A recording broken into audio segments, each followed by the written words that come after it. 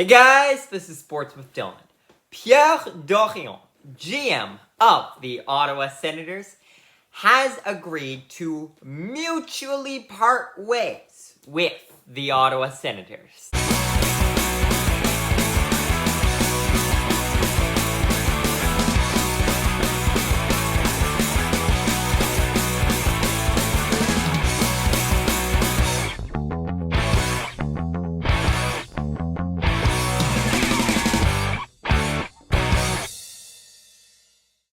Before I explain why, let's talk a bit about Pierre Dorion.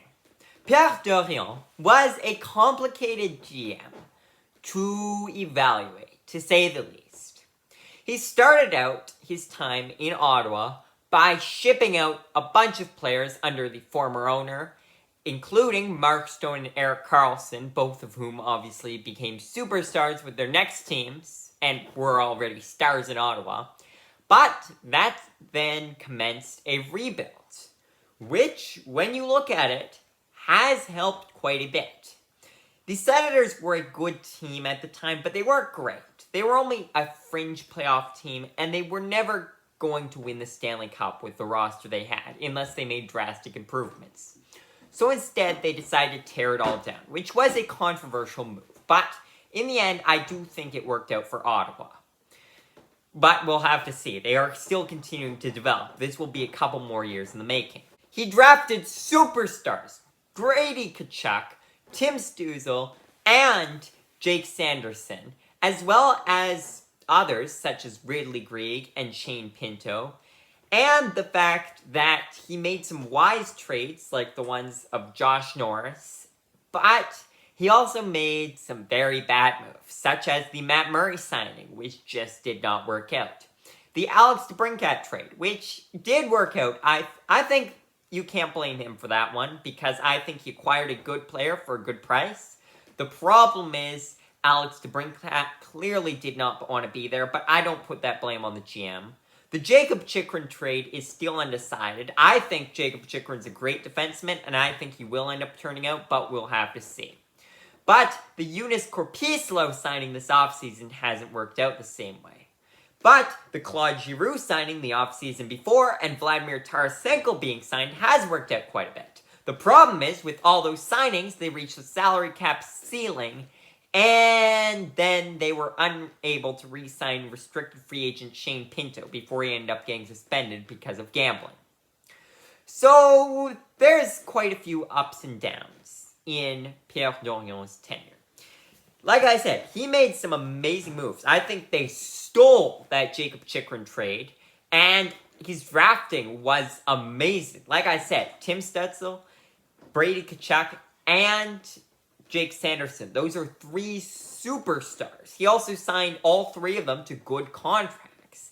And he signed Thomas Chabot, another star on the Senators, to a great contract. He was on the team before Pierre Dorion stepped in as GM, but he's the one that signed him to his first big extension at a good price. All of them are at really good prices, in fact, even though they're very, very good players, and they're still developing.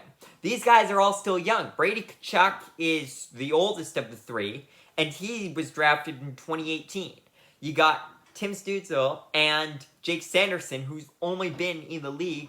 This is only their fourth season, so there is plenty of room to improve even more for this Senators roster. And I think they are looking pretty good. I talked about this in my power rankings.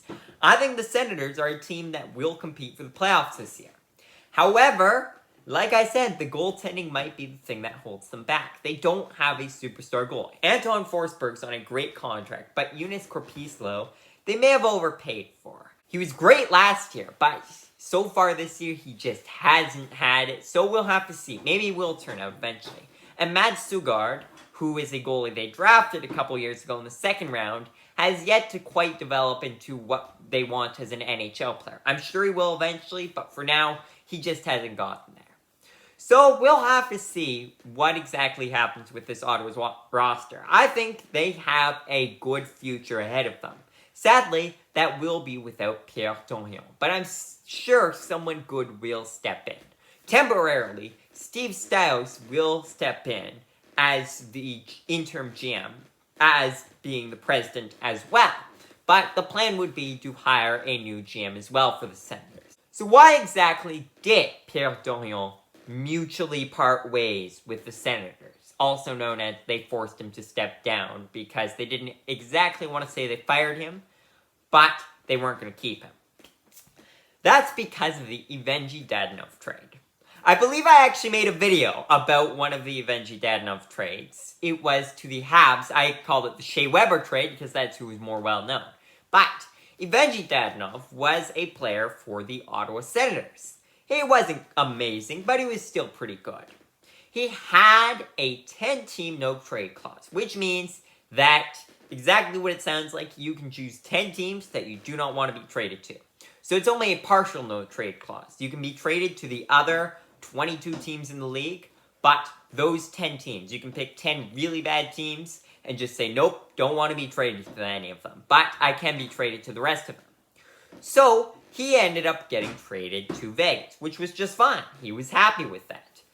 And then, a couple months later, Vegas goes, hey, this guy is quite expensive. He's not bad, but he hasn't done a ton for us.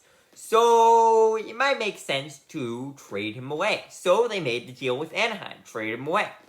But it didn't work. And that would be because Pierre Dorion and the whole management team at Ottawa, I'm sure it wasn't Dorion specifically, but did not disclose to Vegas that he had a 10-team no-trade clause. Something that may have brought his value down slightly had they known. And they should have known, because you're supposed to know these things when you're acquiring a player. You're supposed to have been told. And yet, they weren't, which is a problem.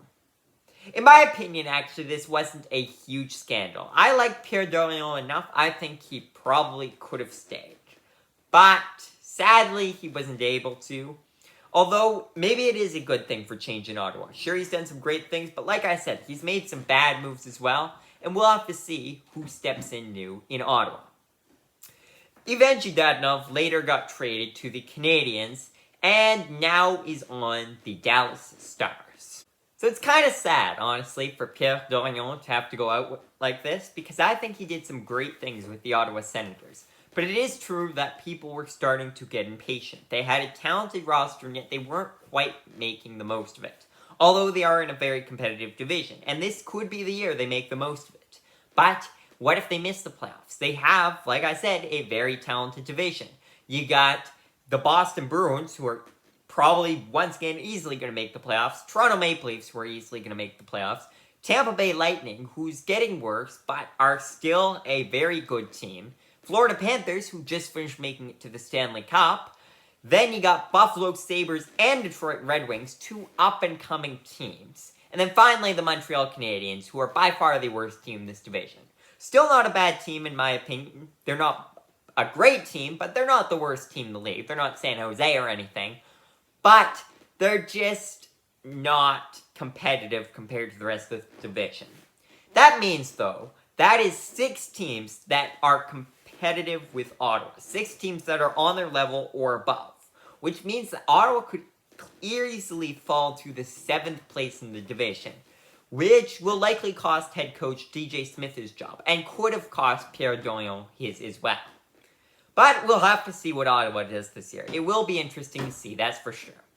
Anyways, thank you guys for watching. And I will see you guys again soon.